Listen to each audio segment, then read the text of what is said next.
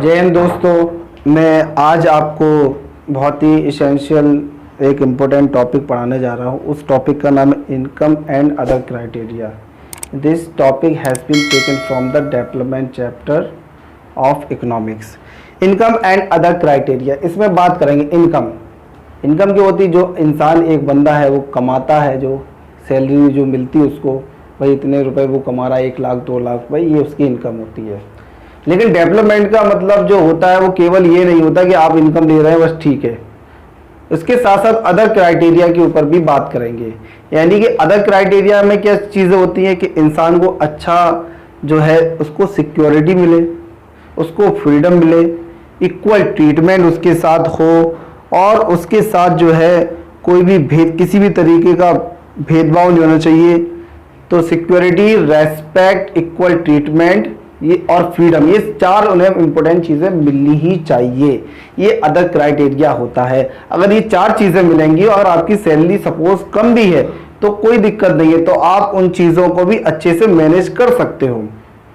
अब हम लोग बात करेंगे पर कैपिटा इनकम। तीन स्टेट्स का डेटा है, उसकी मैं बात करूंगा कि उसमें जो डेटा है वो है number 1 Haryana, Kerala and then after Bihar. तो यहाँ पर हरियाणा की जो इनकम है वो मोर देन 1,80,000 वहाँ पर कैपिटा इनकम है। आपका जो केरला है उसकी जो पर कैपिटा इनकम है मोर देन 1,63,000 है। और आपका जो बिहार है उसकी जो पर कैपिटा इनकम है वो मोर देन 34,000 है। तो आपने ये देखा कि यहाँ पर हरियाणा की जो पर कैपिटा इनकम है वो नंबर 1 पर है, मोर देन 1,80,000। बट इसका मतलब ये नहीं है कि हरियाणा सबसे ज़्यादा डेवलप्ड हो गया। उसके साथ साथ और भी चीज़ें देखी जाती हैं, और भी डिफरेंट टाइप की जो चीज़ें होती हैं ह्यूमन रिपोर्ट डेवलपमेंट में बताई जाती हैं कि भैया अब इसको हम लोग जो रियल डाटा इनको जरा हम लोग ठीक से देखें।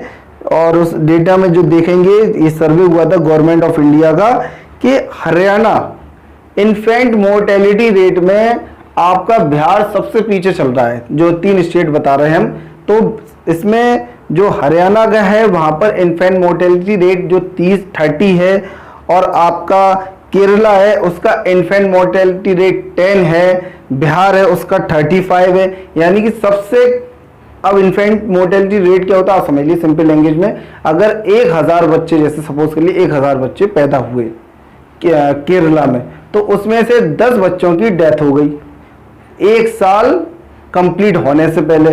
जो बच्चा, छोटा बच्चा है, उसकी वो 1 साल का भी नहीं हो पाता है, 1 ईयर का भी नहीं होता है, उससे पहले उसकी अगर डेथ हो जाती है तो वही इन्फेंट मोर्टेलिटी रेट के अंडर में आता है। यानी कि 1000 में से केरला में केवल 10 ही बच्चे मरते हैं।